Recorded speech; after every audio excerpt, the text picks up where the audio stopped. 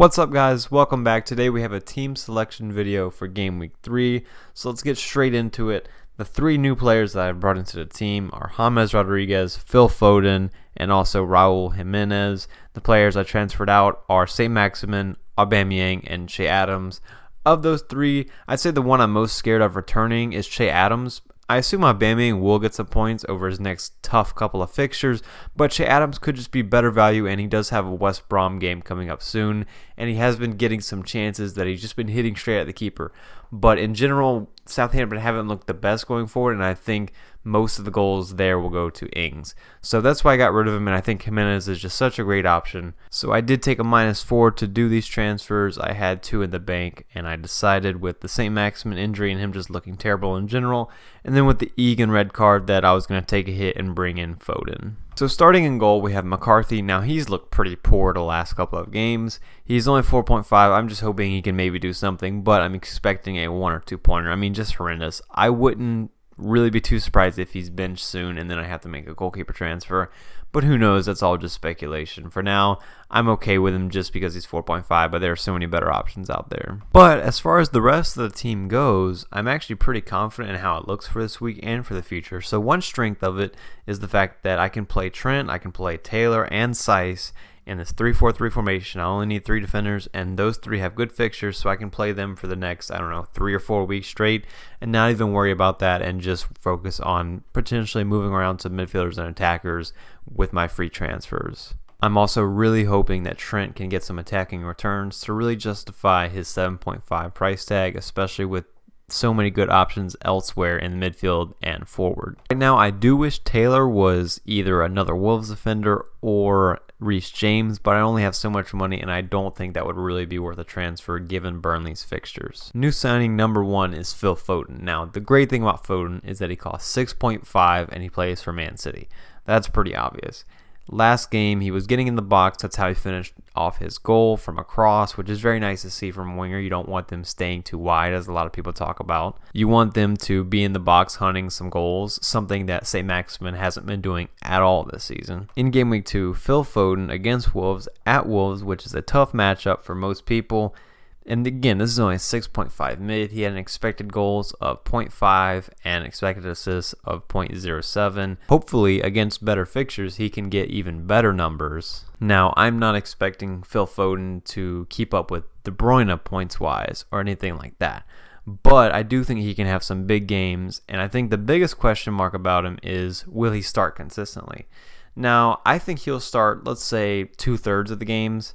And hopefully for the games where he doesn't start, he can just stay on the bench the whole game, which would be nice. But I'm okay with a 6.5 million player playing 2 out of every 3 games, and then 1/3 of the time he blanks and gets 1 point. But even then, maybe if he comes on as a sub, he can do something. So there's always that. But the point I wanted to make is the fact that he can play right wing, and he can also play a center attacking mid or center mid role.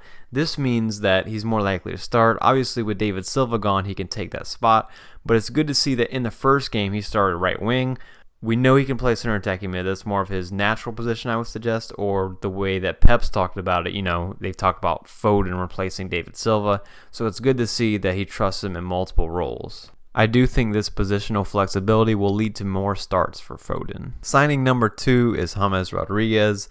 Now, I'm not too excited about his goal threat overall, but his creativity looks very good at the moment. James is a player that is on set pieces, he's on corners, and he's got people to cross to like Richarlison, like Yeremina, Keane, and Calvert-Lewin that can finish the crosses. He had an expected assist of 0.5 last game, which is pretty good. But the thing is, he may not get the most shots. But when he does shoot, you could tell that he has a lot of quality in his shots. If you look at his stats from previous leagues, he has a pretty good goals and assists per 90 minutes. And at only 7.5, you're not really paying that much. So that allows me to go up and get Jimenez and spend less money in midfield, which is nice. Hopefully, James and Foden, even if they don't have these huge scoring game weeks, they can at least be good value for their price, which is why I brought them in. Signing number 3 is Raul Jimenez. Now, he's been great for the first 2 game weeks. He even had 3 shots against Manchester City. He's yet to have a penalty, but we know he's on the penalties. And against Manchester City, he scored once, and he could have easily scored again. If he would have scored his easiest chance at the game, as I mentioned last video, I think he's great. He's always been reliable, and he's in this Wolves team that look to maybe have a little more creativity. They just signed Semedo, so that means Traore will be able to play more forward, and obviously he assisted Jimenez a lot last season. But they also have Podence in the team who looks really great and creative, so I hope that will lead to Jimenez getting more points. The fixtures are amazing as well. I just think this is a really obvious pick at the moment to get a player who is effectively the talisman for Wolves. After these 3 transfers have been made, I still have 0.9 in the bank. I would have 1 million, but Che Adams already dropped in price by the time I got rid of him. Son and Calvert-Lewin were my huge point scorers last week. Now, obviously, I'm not expecting the same this week, but I probably do expect a little more from Calvert-Lewin than Son, just because I don't expect teams to defend as poorly as Southampton did last game. I also have Salah and Werner in there. Werner just has a great matchup, so I'm definitely keeping him. I don't really see the purpose in getting rid of somebody before West Brom. And Salah will likely be my captain this week.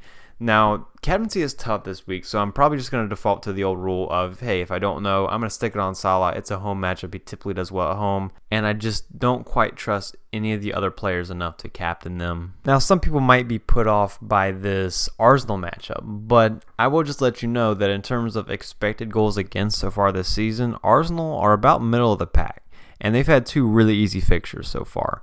So, given that it's Liverpool, I would expect a decent amount of chances for Liverpool this game, and that's why I'm going Salah. But yeah, that concludes the team selection video for Game Week 3. Hopefully you have a good game week, just not better than me, because of course I want to get more points than you. Anyway, I will see you next time. Ain't no cap in my crowd.